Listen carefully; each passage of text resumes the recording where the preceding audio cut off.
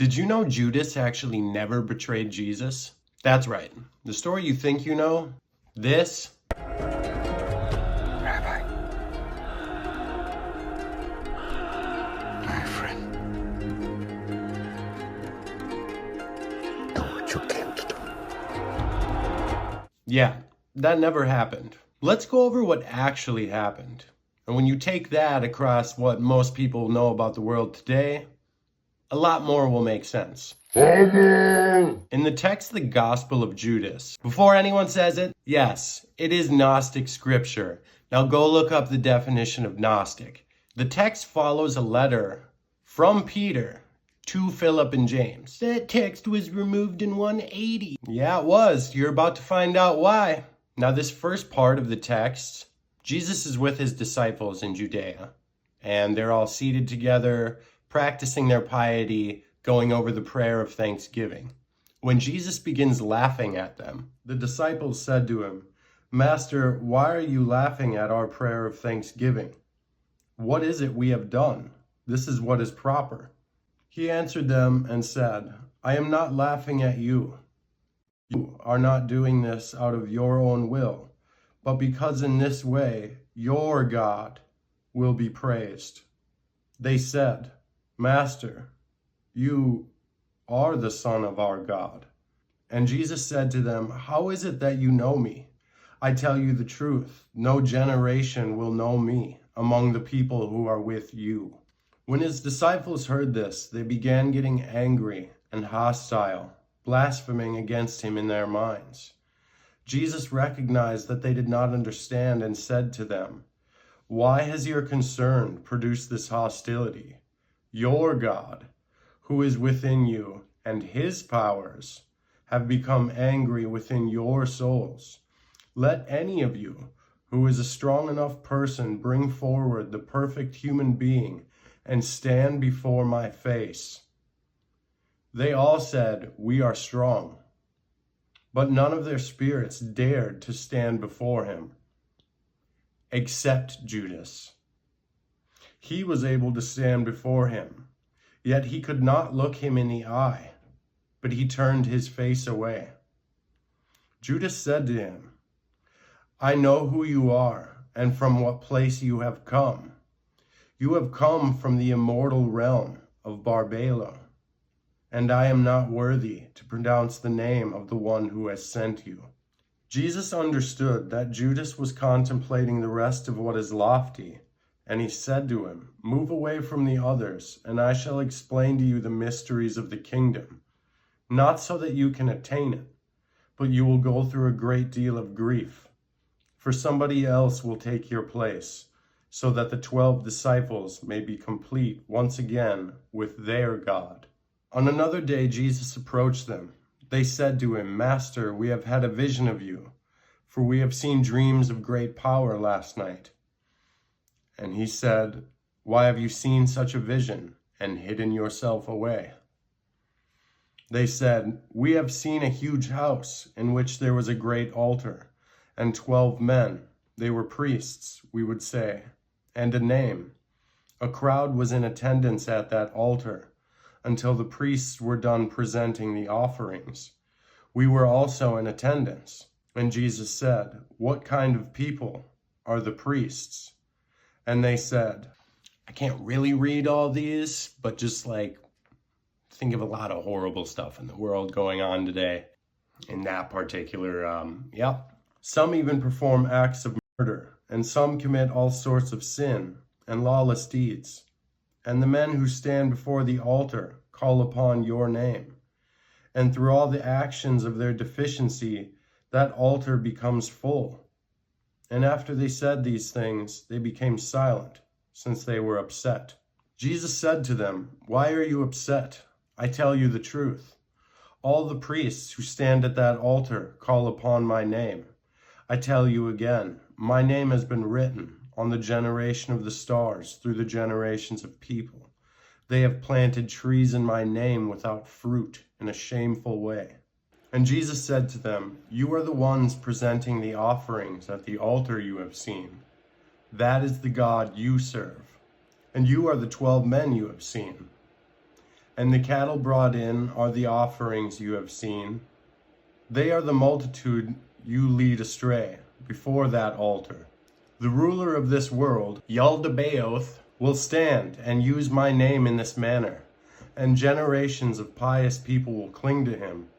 After him another man will come forward, those who are immoral, and another will come from the... Can't say that. And another from those who... Can't say that. Refer to that list from earlier. And the rest of those who are impure and lawless and prone to err, as well as those who say, we are like angels. They are the stars that bring everything to its end. For to the generations of people it has been said, look, God has received your offering from the hands of the priests. That is a minister of error. But it is the Lord who commands, who is the Lord of the all. And on the last day they will all be put to shame. Judas said, Master, just as you have listened to all of them, now also listen to me, for I have seen a powerful vision. Jesus heard this and laughed, saying to him, O 13th Damon, why are you so excited? Speak your mind then, and I will hear you out. Judas said to him, I have seen myself in the vision as the 12 disciples were stoning me and treating me harshly. And I also came to that place after you. I saw a house, and my eyes could not grasp its dimensions. Important people moved around it. That house had a thatched roof, and within the house there was a crowd. Master, let me also come in with these people. And Jesus answered, saying, Your star has deceived you, Judas. Further, no person of mortal birth is worthy to go into the house you have seen. That place is kept for the saints, where sun and moon will not rule, nor the day, but they will stand there always in the eternal realm. Judas said, Master, is it possible my seat is subject to the rulers? Jesus answered and said, Come, that I may show you. But you will go through a great deal of grief when you see the kingdom and its entire generation. When Judas heard these things, he said, What advantage is there for me, since you have set me apart from that generation? Jesus answered and said, You will be the 13th, and you will be cursed by the other generations, but eventually you will rule over them in the last days. Jesus said, Come, that I may teach you about the things that no person will see. For there is a great and infinite realm, whose dimensions no angelic generation could see, in which is the great invisible Spirit. And a cloud of light appeared in that place. And Jesus said, Let an angel come into existence as my attendant. Now, after a long discourse about the nature of the cosmos and the rulers of this world, Judas said to Jesus, Does the human spirit die? And Jesus said, This is the reason why God commanded Michael to give the spirit of people to them on loan for adoration. But the Great One commanded Gabriel to give spirits to the great generation without a king, the spirit and the soul. God caused knowledge to be granted to Adam and those who are with him, so that the kings of chaos and the underworld might not dominate them. Judas said to Jesus, Then what will those generations do? And Jesus said, I tell you the truth. The stars above all bring matters to their end. When Sakla completes his time designated for him, their first star will shine with the generations, and they will bring to completion what has been mentioned. Then they will do immoral things in my name, and slay their children, and in my name, and your star will rule over the 13th eternal realm, or aeon. I tell you the truth, Judas, those who bring sacrifices to Sakla, God, everything evil. But you will exceed all of them, for you will sacrifice the man who bears me. Look, you have been informed of everything.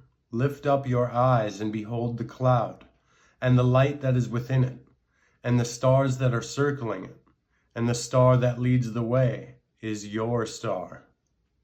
Judas lifted up his eyes and beheld the cloud of light, and he entered it. Those who were standing on the ground heard a voice coming from the cloud. Now this is where it'll get familiar. The end. Now their high priests murmured, because he had stepped into the guest room for his prayer. But some scholars were watching closely, in order to lay hold of him during the prayer, for they were afraid of the people, since he was regarded by them all as a prophet. And they came over to Judas and said to him, "What are you doing in this place? You are Jesus' disciple." He answered them in accordance with their wish. And Judas received some money and handed him over to them. The Gospel of Judas. Man, it's almost like history is written by the victor for a specific reason to hide a specific something from you. Crazy. Wait till tomorrow when we go over how Jesus and Mary were married. Bye.